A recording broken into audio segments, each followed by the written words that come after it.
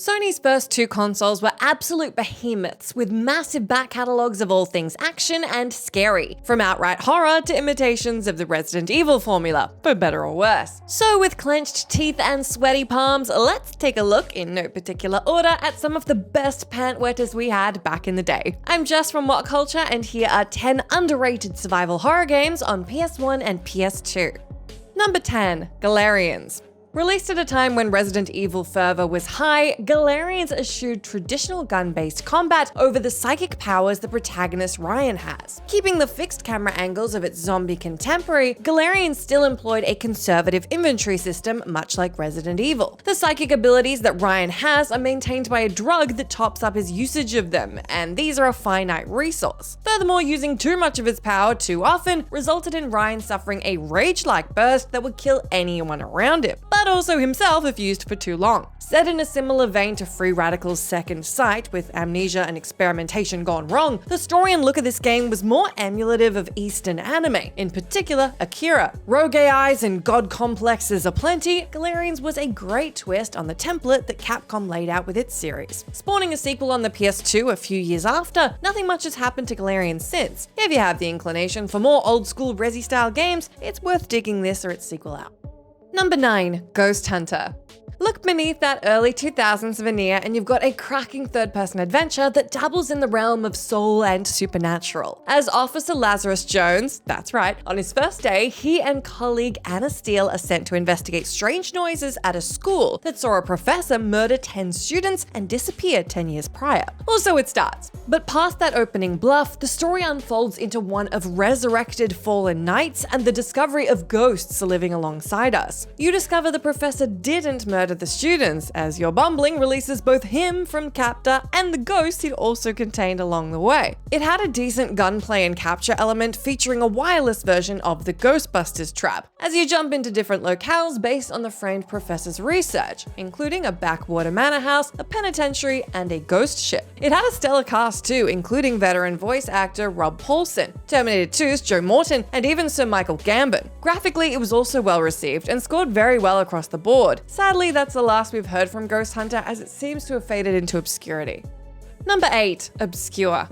If the last game was visually a product of its time, then Obscure would be defined by the films of its time. Coming at a time when teen slasher films were experiencing a renaissance, with sequels from Halloween, Friday the 13th, and Scream, as well as the first Saw movie a year before, Obscure wasn't lacking for inspiration. Again, set against the backdrop of experimentation and human subjects, Obscure saw our group of teenagers locked in their school overnight and having to face hordes of mutated students. Playing as one of 5 students, each bringing their own differing abilities to the gameplay, the game also allowed a second player to jump in as your partner. Using a brightness mechanic later expanded on in Alan Wake, the gameplay of Obscure was again not to be an all-out hero, but to focus on survival whilst uncovering the mystery happening at your school. Obscure did well enough to warrant a sequel, but that was quite literally more of the same, right down to the characters, and nothing has been made of the series since. Number 7, Clock Tower 3. A massive departure from the original point-and-click Clock Tower games, the third game chose third-person adventure instead. Overseen by Battle Royale director Kinji Fukasaku, CT3 is a more survival-focused affair than its puzzle-orientated predecessors. The story itself is a bit loopy in its premise. 14-year-old protagonist Alyssa Hamilton discovers she's part of a lineage of time-traveling, spirit-battling warriors, as she's been sent from 2003 to the 1940s and 60s to battle evil entities. Armed with a bottle of holy water, gameplay was geared more towards chase and hide than stand and fight. That is until the end of each mission, when your holy water would transform into a crossbow to take out the monster of the week mission entity. It was a juxtaposing change to the format that became a bit repetitive each time around. Whilst by no means the best entry on this list, Clock Tower 3's departure from its original gameplay at least tried something different, which did mean polarizing reviews and lack of commercial success on release. Number 6, Extermination. Coming as part of a trilogy of entries set in cold climates, we'll get the ball rolling with Extermination. Released in the early days of the PS2's lifespan, Extermination was another third-person horror/shooter akin to Resident Evil. Its setting was praised for being somewhat different to the PS1's catalog. As a member of the US Marine Corps sent to investigate an Antarctic research base's distress signal, things go awry from the start, including the team's entry to the base, and you suddenly discover why the distress signal was actually asking for the base to be airstriked instead. The main draw to Extermination was the dichotomy in its shooter gameplay. It handled well and encouraged you to blend running away with taking enemies out, but also offering limited ammunition, even to the point that it wouldn't replenish once picked up either. As much as can be said for Extermination, it was a solid action horror for its time, vastly outdated by the time Resi 4 came around, but still a great title for near-launch PS2 fans. Number 5. Cold Fear.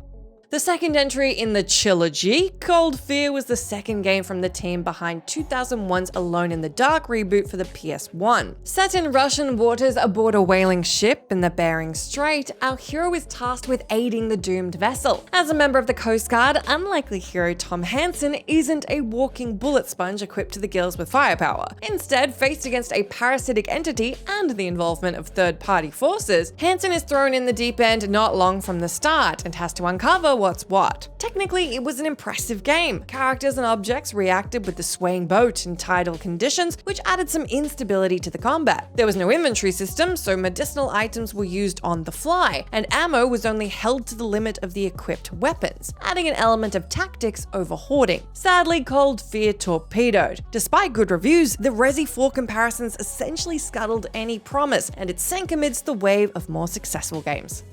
Number 4. The Thing.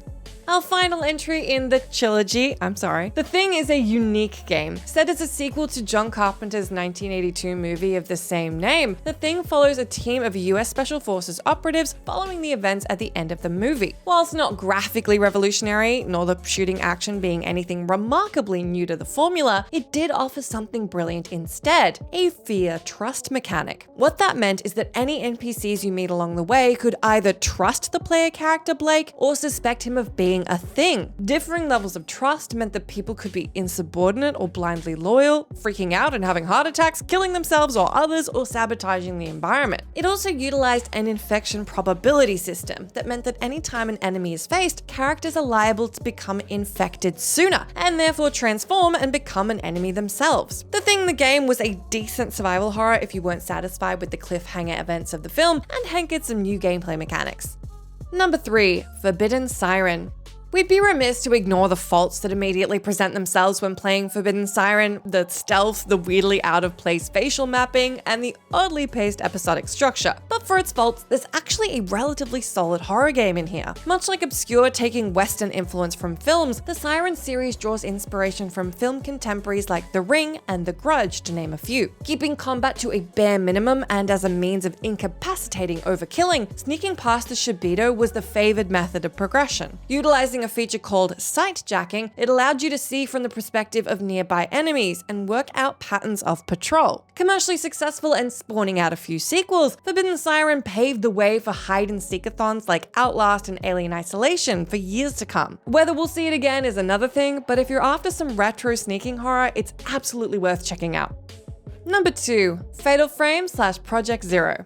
Another game in a similar vein to Forbidden Siren, in that the emphasis is based on more looming horror and little combat. Fatal Frame is another slice of Japanese horror. Fatal Frame, or Project Zero as it's known in Europe, mixes third-person exploration and first-person non-combat. Using an antique camera known as the camera obscura, that's the only means of capturing and pacifying ghosts in the mansion you're investigating. Set in the 80s, the game had you searching for your missing sibling in said mansion, whilst encountering the malicious souls of those that have entered and presumably perished before you. Armed with your camera and a pseudo-sixth sense ability to locate nearby ghosts, the game wasn't above the odd jump scare as you lock your viewfinder on the spooks. Paving the way for modern ideas as seen in Outlast and its sequels, Fatal Frame is still a strong-going series. If you do still have a PS2 hooked up, it's worth checking out the first two, if you fancy playing some heritage spookers.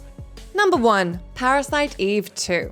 Whilst the first one favored a more tactical RPG/vagrant story approach to battling, the sequel saw a more direct comparison to Resident Evil, as well as a much more welcome European release. Cleverly blending a light sense of RPG into its battle system, because this was Squaresoft riding high on the Final Fantasy train, it made battle a more tactical experience, rather than just shooting the thing until they fall down. Various weapons and ammunition types were available, as well as different armors and items to aid in defense. One new element that separated it from the Capcom contemporary, though, was the use of protagonist Aya Brea's powers. Continuing the first game's story themes of mitochondrial manipulation and the scientific endeavors gone wrong, Aya had a strong arsenal of offensive and defensive powers to turn the tide of battle. There is an amazing story, too, completing a graphically impressive game. It'd be nice to see more of Parasite Eve, but nothing's really been announced since the underwhelming performance of the PSP exclusive PE Third Birthday.